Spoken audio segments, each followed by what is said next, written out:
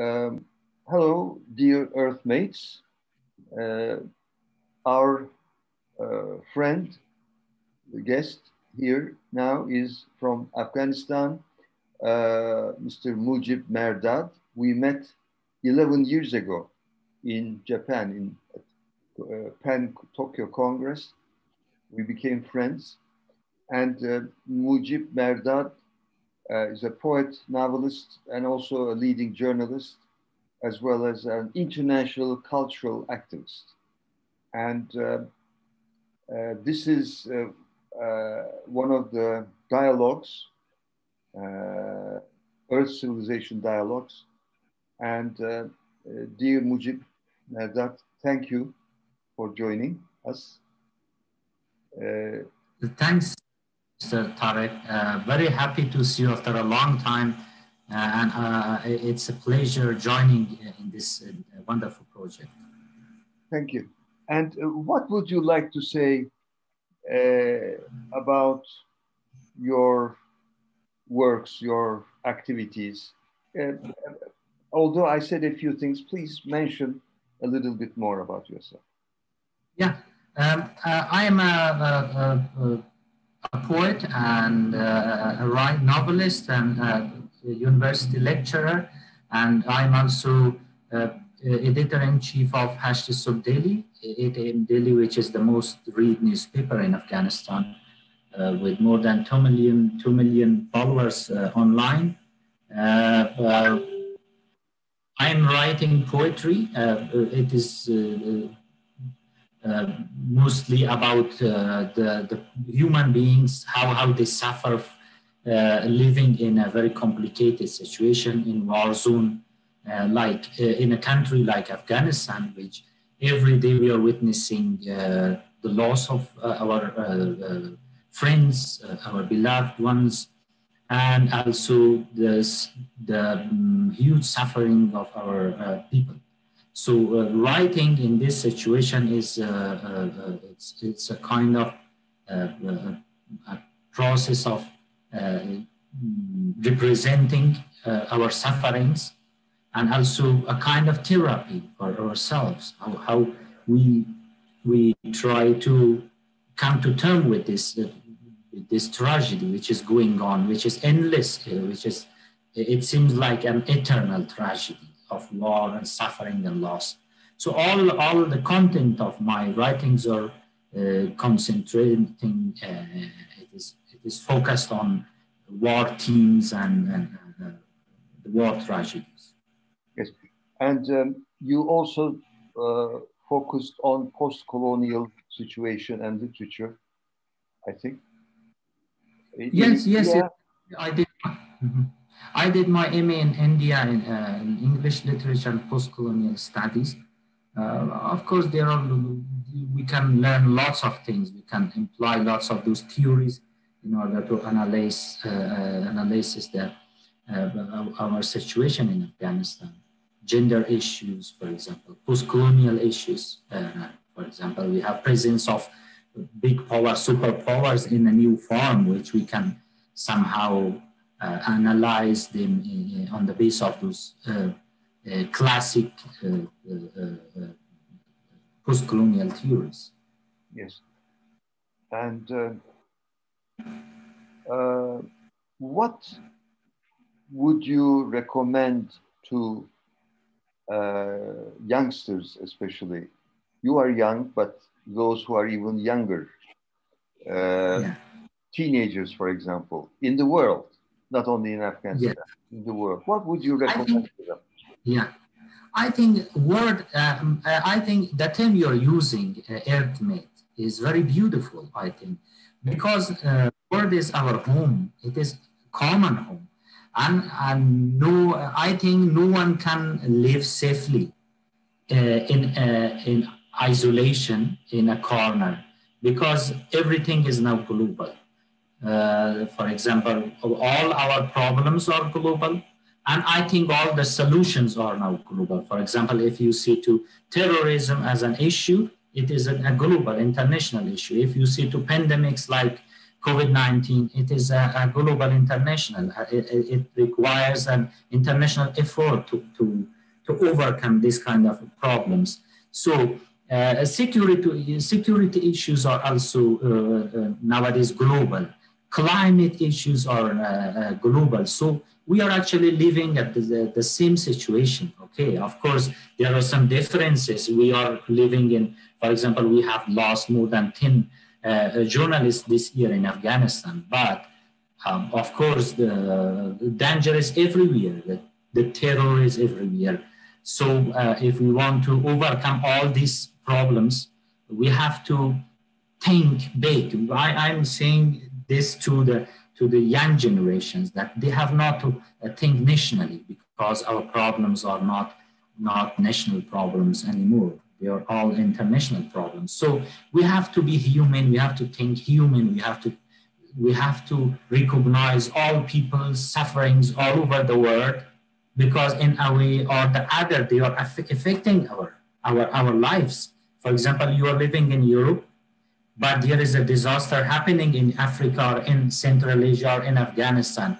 There is, for example, immigrant problem, that the people who are fleeing from war and insurgency and sufferings, they will come. It is a proven fact, because with all the efforts, they couldn't prevent the immigration, the flow of immigration from these war-stricken areas. So that is why we are saying we have to think globally, we have to think earthly. Yes. I mean, big scale. Yes. One of the nice terms I learned a few years ago is glocal, combining the words global and local.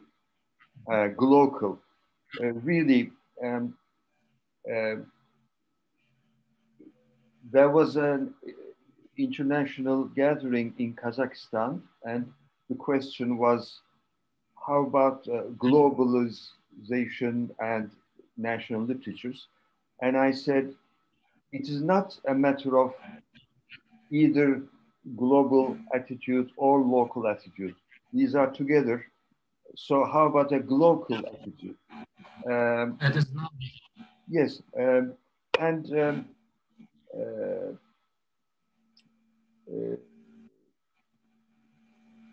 usually bad events are mentioned on media, in the news, etc. But a lot of good things are happening too. People like you, yeah. Some other people, people are doing good things too. But that doesn't become a headline. Yes, yes. In journalism, bad news is always good news. Yeah. Yes. Yeah, unfortunately, yes. And as for the theater, I enjoy saying happiness on stage brings misery in the ticket box, because people are bored when they see happiness on stage. I mean, on stage, how long can you endure happiness? A few seconds, that's good enough. But then you need something more interesting. So, yes. Well, I hope we will meet from time to time. And by the way, when we look at the map, I've just looked at the world map again, and I see Afghanistan and the northern countries are Turkmenistan, Tajikistan. In the east, there is China, right? Yes. In the south, there is Pakistan, and in the west, there is Iran. Yes. And how are cultural activities? I mean, is it possible to do some literary exchanges with the neighbors? Is it easy? Or Actually, yesterday, an Iraqi fellow, a poet and translator, Mariam Al-Attar, actually published a collection of Persian, Afghanistan, Persian contemporary poets in Beirut. So it is one of the things that you mentioned before, that these activities exist here. For example, we go sometimes to Iran for poetry reading. The poets are coming from Iran, from Tajikistan, and unfortunately, this happens with Pakistan. Of course, in people in the South, our compatriots in the South, are because they are sharing the same language with the North people who are living in the north of Pakistan. So they have some interactions, and they are coming and going, and they have some gatherings together. Of course, there is war in Afghanistan, but still there is the life is going on with all it is beauties and all it is colors. For example, all Afghanistan is not at war. There are big cities are safe. People are going to school. They are going to universities. There are, for example, people are going to the parks. They are going out of the city to the mountains. Of course, life is going on with all it is different aspects. For example, people are enjoying their life despite of bad news of war, explosions in some part of the cities, in Kabul and in other provinces. But still, people are seeking beauty and joy and beauty of life. Yes, that's very important, and I think it is part of the struggle. You need to have some sort of joy, from living in order to, yes, resist and struggle well. And of course, I hope to visit your country sometime. And Mevlana Celaleddin Rumi is, of course, from your country, Besh, right? Yes.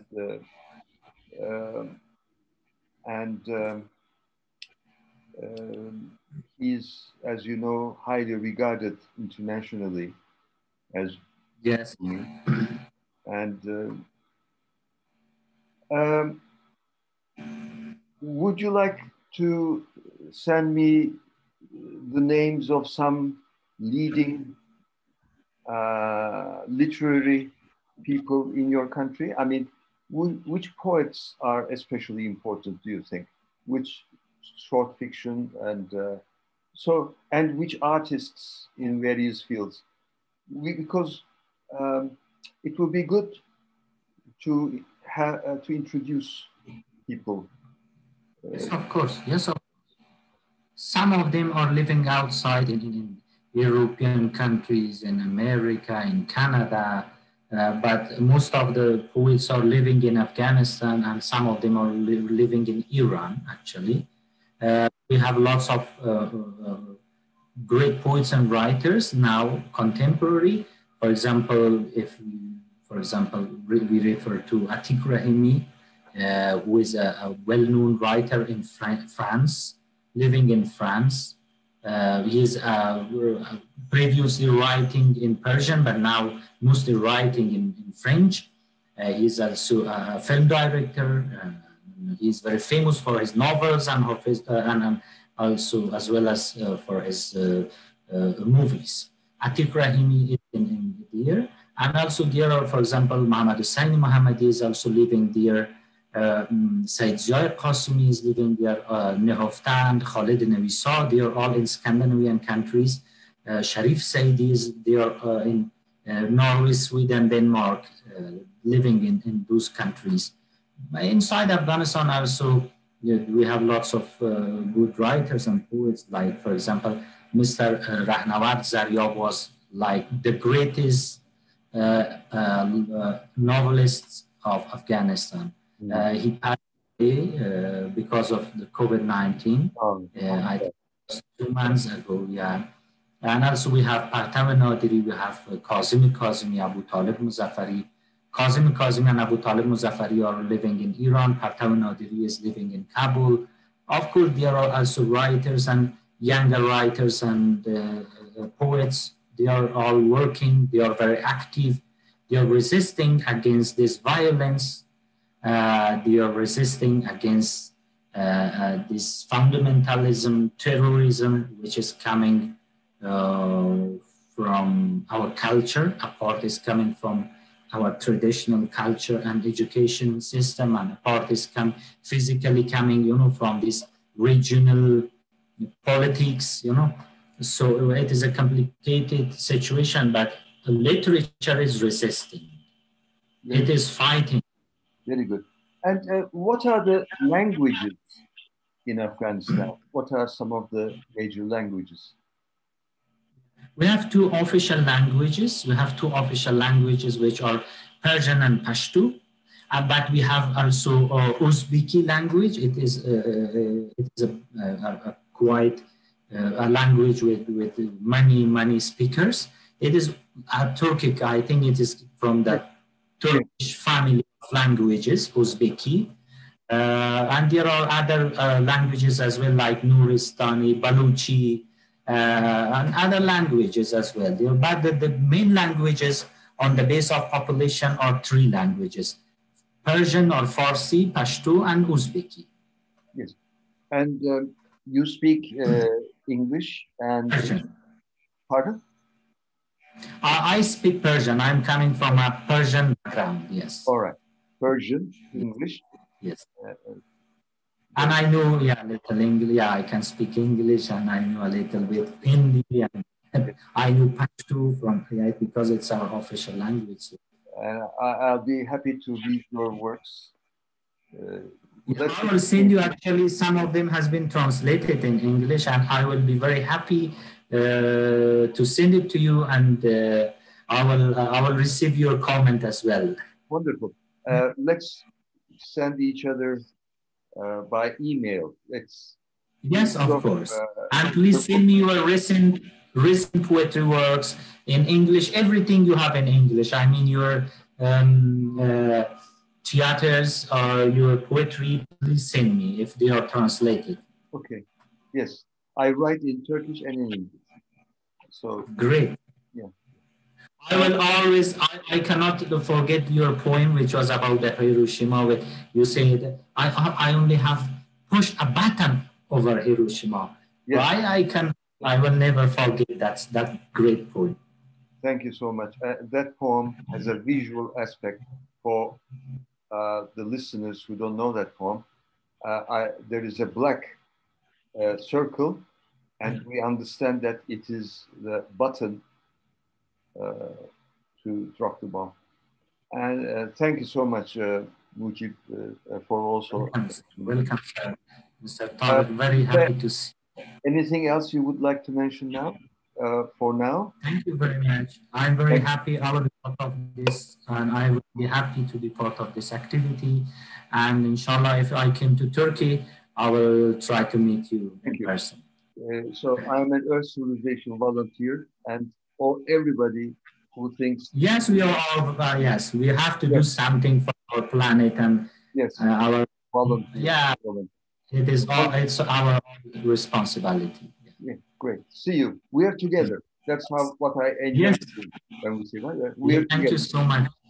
We're together. Take care. Much, Mr. Tariq. Thank you so much. Very good to see you.